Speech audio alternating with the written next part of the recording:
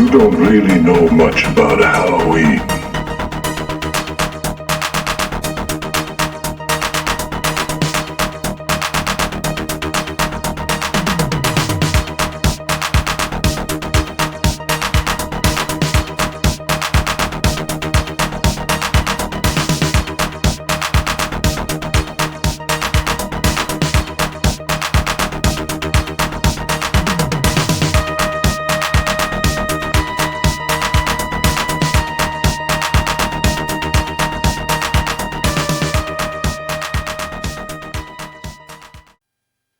Hello, everybody, and welcome back to another unboxing video. I am your host, Joel. I am one half of the Newlydeads. If you're unfamiliar with who the Newlydeads are, please go to our website at thenewlydeads.com for all the information about who we are, what we do, where to find us. I found that a lot of my earlier videos, I was kind of going on and on about all the things, when in reality, you could just simply go to the website, find out everything you need to know. If you're already on the YouTube channel, which obviously you are, you can see clearly what we do here. As well as directions to our other places to find us. So, like I said, short, sweet, to the point. That is another goal for this year, is to kind of simplify things and give you the content that you're looking for without all the filler. Some of the filler. Anyway, so for this video, I picked up just some kind of odds and ends over the past few weeks, and I thought I would just kind of put them into one video rather than to do individual videos for each one. Again, in an effort to kind of give you as much bang for your buck as you can, even though this is free, but you get the point. So first up, we have Two Orphan Vampires. This is from 1997. The plot of this is a pair of teenage girls who are blind by day, but when the sun goes down, they roam the streets to quench their thirst for blood. So basically a vampire story. This is directed by Jean Rollin, who did Dracula's Fiancée. The stars Tina Almont, who was in Modesty Blaise, which when I was a lad, I used to collect comics for a number of years, like a decade. And Modesty Blaise was, I want to say, one of those. I remember the book, and I think there was a movie also. I don't know if not the same movie as Tina Almont was in, but a one from back in the day. I'll put the information up here. But anyway, I'm a fan of that character. So a little bit of trivia here. Tina Almont accidentally learned the role of La Louvre, and ended up improvising much of Legou's dialogue. There's a lot of French here. I'm probably butchering it. She was very upset about learning the wrong part and cried on the set at the restaurant nearby because she thought her mistake had ruined the film. Also, Veronique Jouty broke 3 vertebrae wearing the bat wings in the film. She did the role out of friendship for Jean Rollin and refused to sue him despite permanent damage. So that is lucky for Jean, but it's horrible for Veronica. Like I said, butchering it. So anyway, here we have the disc. This is a indicator / powerhouse release. One of my favorite labels. They don't do a lot that I collect. They do a lot more very niche stuff, and there's some of it that I do enjoy, and I have a collection of powerhouse titles.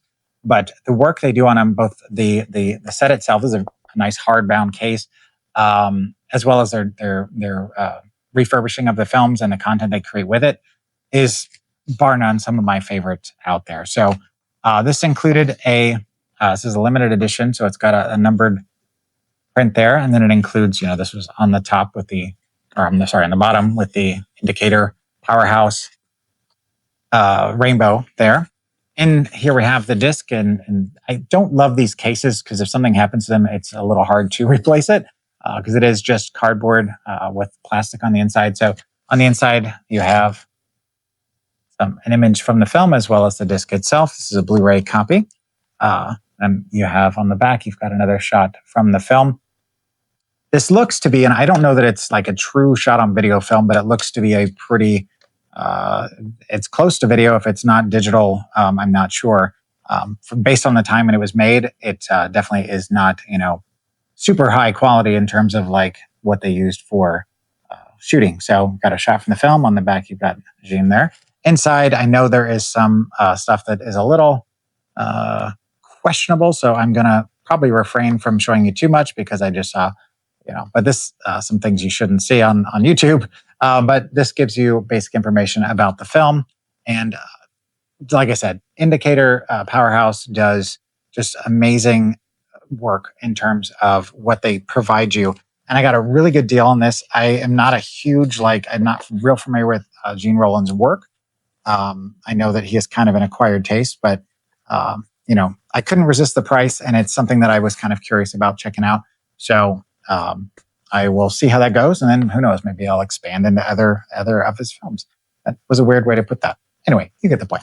So next up, Joe Bob Briggs' Last Drive-In is one of my wife and I's favorite things to do whenever it airs on Fridays on Shudder.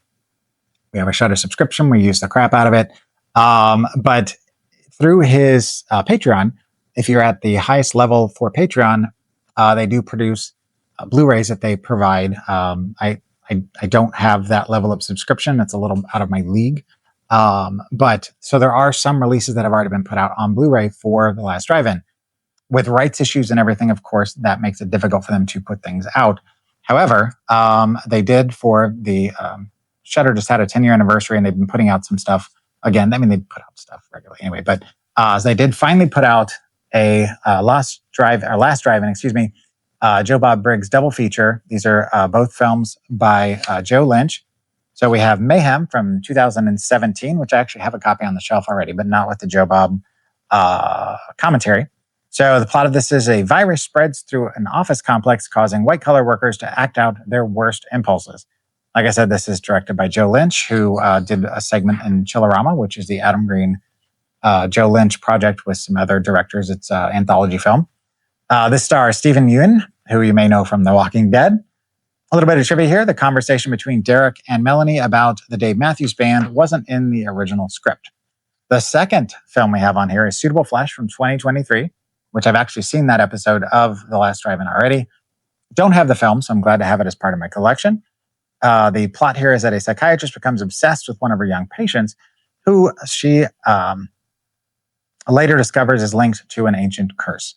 This is again directed by Joe Lynch, who did Everly. This stars Barbara Crampton, from Reanimator.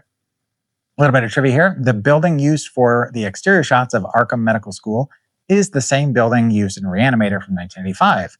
The original building is the James W. Wadsworth building in Los Angeles. So, loosely tied to Reanimator.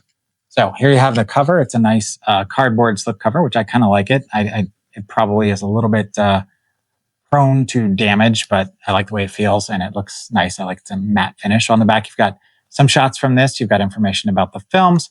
And then on the inside, you have, again, the same cover. So if you don't have the slipcase or something happens, you do have the same cover there.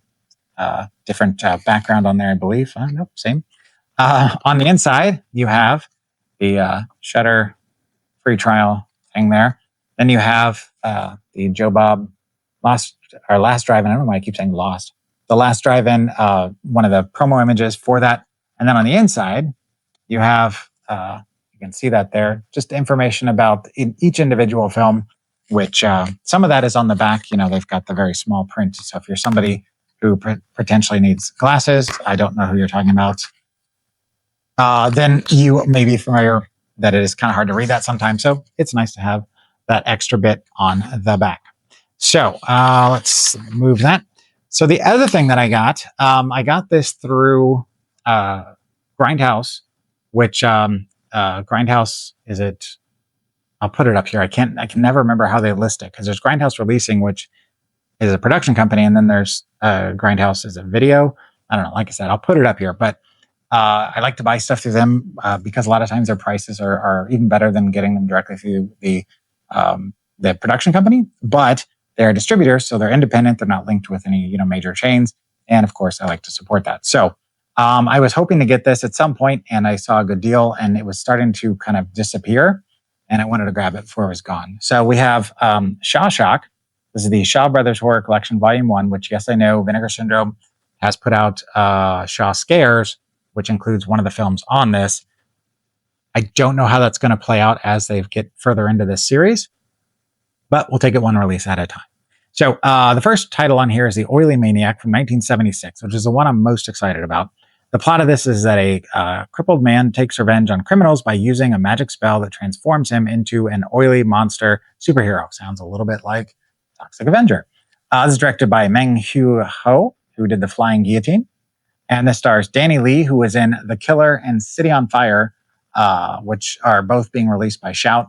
And I'm very excited about those coming out on a nice 4K disc. Anyway, a little bit of trivia here. This is based on the Malaysian legend of the Orang Minyak, or Oily Man, a supernatural creature born of crude oil and fueled by vengefulness towards those who wronged him.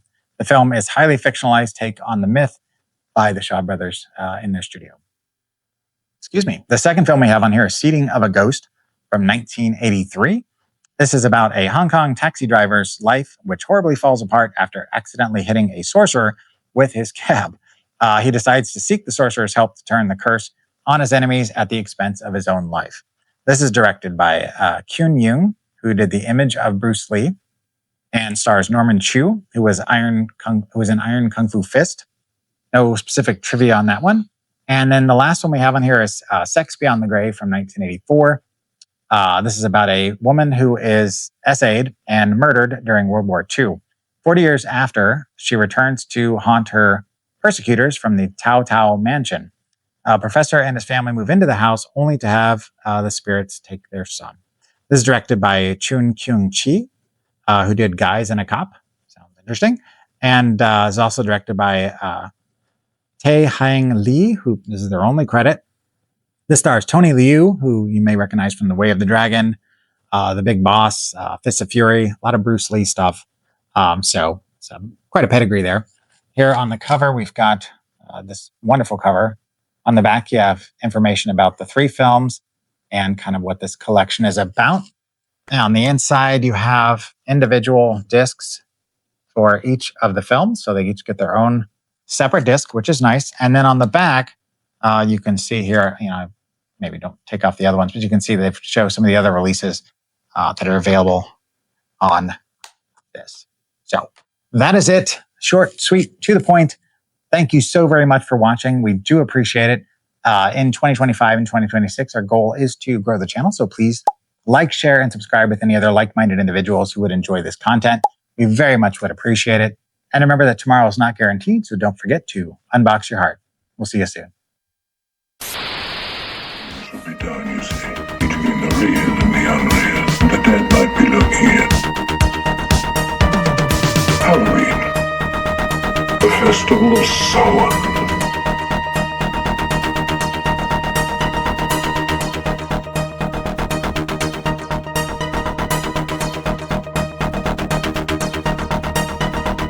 Happy Halloween.